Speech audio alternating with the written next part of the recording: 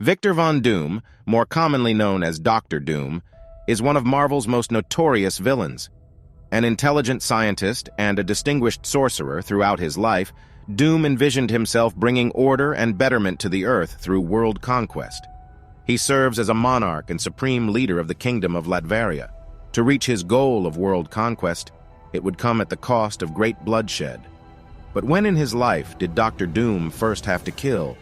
Victor's path to become the supreme leader of Latvaria was not always smooth sailing.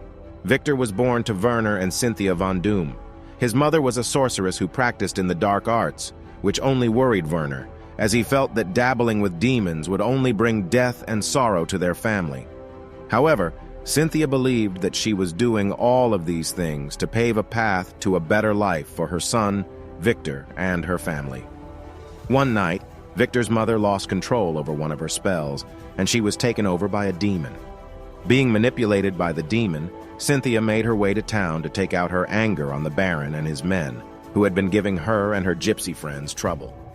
Empowered through the dark arts, Cynthia killed a lot of the Baron's men, but in the process killed innocent men, women, and children as well. When she was no longer possessed by the demon, she was distraught by her actions and was greeted by the angry townspeople who attacked in retaliation. Cynthia ran for her life into the forest, only to fall at the hands of one of the men. Werner was able to make his way to his wife as she took her last breaths. Her final words to her husband were to keep young Victor away from the dark arts, or he would end up just like her and seek revenge for her death through sorcery. After her death, Victor's father arranged a funeral for his beloved wife, Cynthia. After the funeral, their fellow gypsies wanted to blame Werner and Victor and kick them out of their group. Victor couldn't believe what was being said about his mother at her own funeral, and at the young age of 4, he stood up for himself and his family by yelling at the adults, telling them to shut up if they were to kick him and his father out of their camp. He promised he would go on to become a sorcerer just like his mother in order to end their pathetic lives. Years went by, and the little gypsy band lived peacefully. One day, Werner and a few men were getting ready to head out to see the Baron's ill wife, to see if they could help heal her. Victor was irate at the idea of helping the Baron after the death of his mother, but his father reassured him that he would return safely. Shortly after, in the middle of the night, Werner returned and told Victor to pack his bags and get ready to leave. Werner had been unable to save the life of the Baron's wife, and the Baron became enraged, blaming the Doom family for her passing.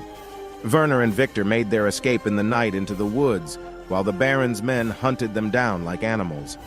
To keep Victor warm in the cold winter night, his father cradled his son with his arms around him.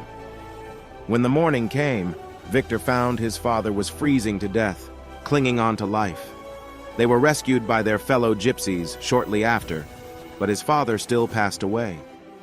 With the passing of both his mother and father, Victor clung to his mother's strongbox full of magical supplies and books of spells. His studies of the magic arts began at a young age, but he was never able to excel to the level of his mother.